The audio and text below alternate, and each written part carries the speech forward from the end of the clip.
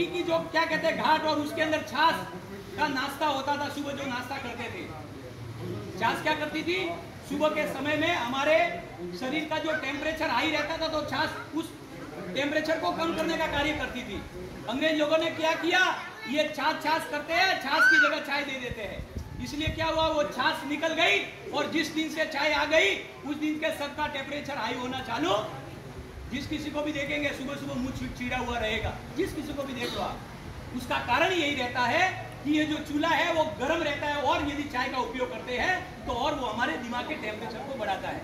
इसलिए पहले क्या था, छाछ की उपयोगिता होती थी सुबह के समय के अंदर, और हम छाछ की जगह के ऊपर हम चाय पे आ गए। बोले गौ माता की। इसलिए रात्रि के समय में हमारे शरीर का तापमान कम रहता है, इसलिए गाय का दूध रात्रि को पीना चाहिए।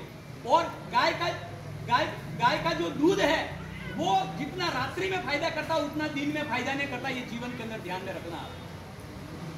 बोले गौ माता की। इसलिए हम यहाँ जितने भी हैं, आप तो बहुत भाग्यशाली है कि पास में आपके गौशाला है, दूध की भी व्यवस्था आपके यहाँ हो सकती है।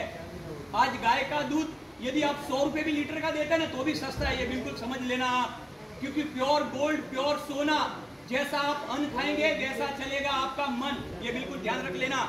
इसलिए अपनी संतान को, अपने बच्चों को हो सके उतना गाय का दूध, गाय के घी, गाय का दूध और घी की उपयोगिता तो घर के अंदर होनी चाहिए।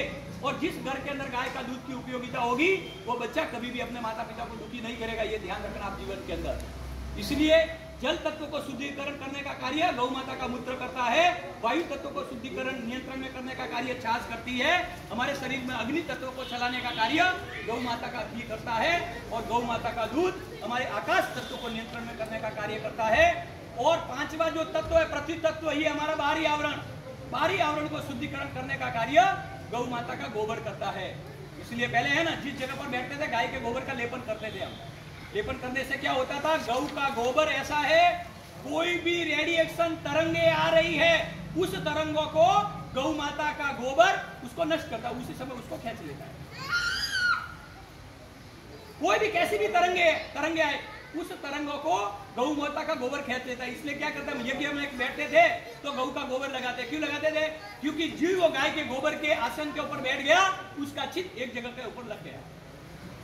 गाय का गोबर हमारे जो तरंगे, जो हमारे जो सोच की जो तरंगे है उसको स्थिर करने का कार्य गौ माता का गोबर करता है।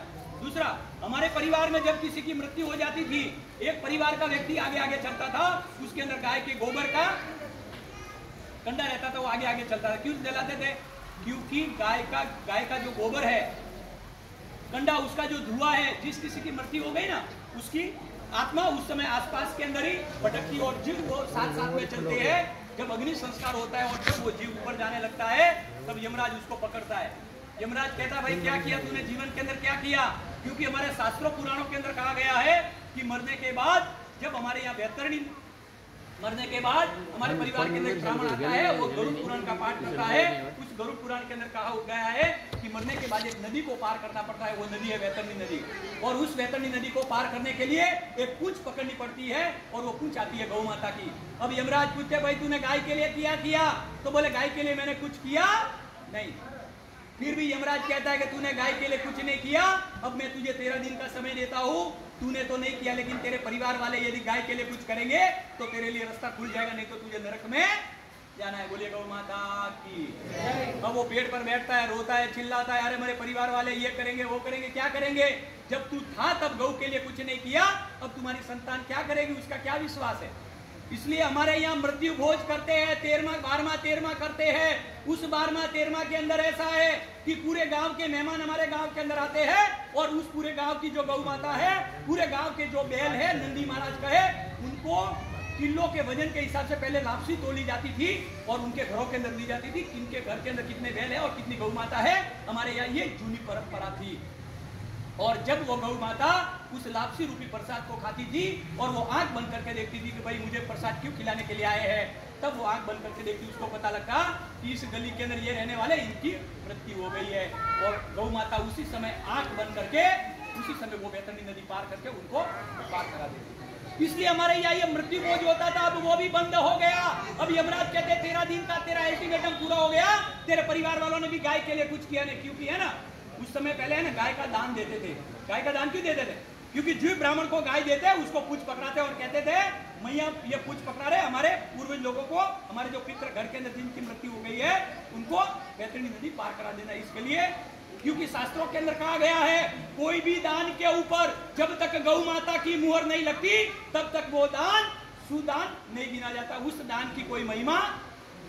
इसलिए है ना जब बच्ची की शादी हो जाती है कन्यादान हो जाता है ना, उस कन्यादान के ऊपर भी वो कन्यादान भी अधूरा है जब तक गौ माता का दान नहीं होता तब तक भी वो कन्यादान, क्योंकि उसके ऊपर गौ माता की मोहर लगती थी और जिस कार्य के ऊपर गौ माता की मोहर लग गई दुनिया की कोई ताकत उस कार्य को फेल कर सकती नहीं। बोले गौ माता की। इसलिए हमारे परिवार के अंदर जन्मदिन हो या हमारे परिवार के अंदर बच्चों का जन्मदिन आए, अमावस का दिन आए, पूर्णिमा का दिन आए, 7 दिन में कहे हमको गौशाला में पूरे परिवार के साथ जाना है और गौ माता का आशीर्वाद हमें लेना है। बोलिए गौ माता की।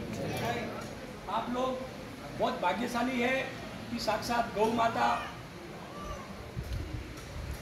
पूरे पूरे ब्रह्मांड की माता के चरणों में आप लोग बैठे हैं। ध्यान रखना और एक बात जीवन के अंदर ध्यान रखना, जिसने माँ की शरण ले ली दुनिया की कोई ताकत कैसी भी बीमारी आए उनके परिवार के अंदर कभी अहित नहीं होने देगी। जीवन के अंदर ध्यान रखना बहुत भाग्यशाली है। मैं बहुत सी जगह गया ना 10-10 किलोमीटर तक गाय देखने को नहीं मिले और मिले तो भी वो जर्सी रूपी भूंड मिलेंगे अपने को और कहेंगे महाराज जी ये गाय, लेकिन वो गाय जिसके ऊपर सूर्य केतु ये कलश होना चाहिए, जिसके ऊपर कलश है 5 तत्व है सूर्य केतु है वही गौ माता है। बोलिए गौ माता की। अब कथा तो बहुत लंबी है और कभी गौ माता की का आदेश होगा। आज आया केवल जी ने मुझे निमंत्रण दिया था, आओ आप होली का अब उत्सव है, बहुत बहुत साधुवाद है। आप सब लोगों के परिवार में इसी प्रकार का प्रेम स्नेह गौ माता का आशीर्वाद आप लोगों के जीवन के अंदर रहे। और एक ही बात मुझे कहनी है कि गौ को हमें नहीं छोड़ना है। बस जिसने गौ की शरण ले ली, हाँ गौ को हम कुछ नहीं कर सकते, यदि गौ की शरण में जाते हैं समझ लेना हमारे ऊपर भगवान का आशीर्वाद है। ये मान के हमें गौ की शरण लेनी है। अब वो व्यक्ति जब नरक के अंदर जाता है 84 लाख योनि का चक्कर पूरा जब हो जाता है, इसी धरती पर आता है, वो गौ माता के रूप में जन्म लेकर आता है। ध्यान रखना। और गौ माता के बाद में मनुष्य की योनि के अंदर आता है और मनुष्य के बाद में फिर वापस इसी तरह का जीवन अपना चलता है। बोलिए गौ माता की। तो एक बात ध्यान रखना, गांव के अंदर क्या, मैं एक गांव के अंदर गया तो मेरे पास ये रथ था, तो वो गांव के कोई मुखिया बोले महाराज जी ये कथा बता क्या होती। बोले हमारे गांव के अंदर ये नंदी महाराज बहुत घूमते, बोले लेके जाओ।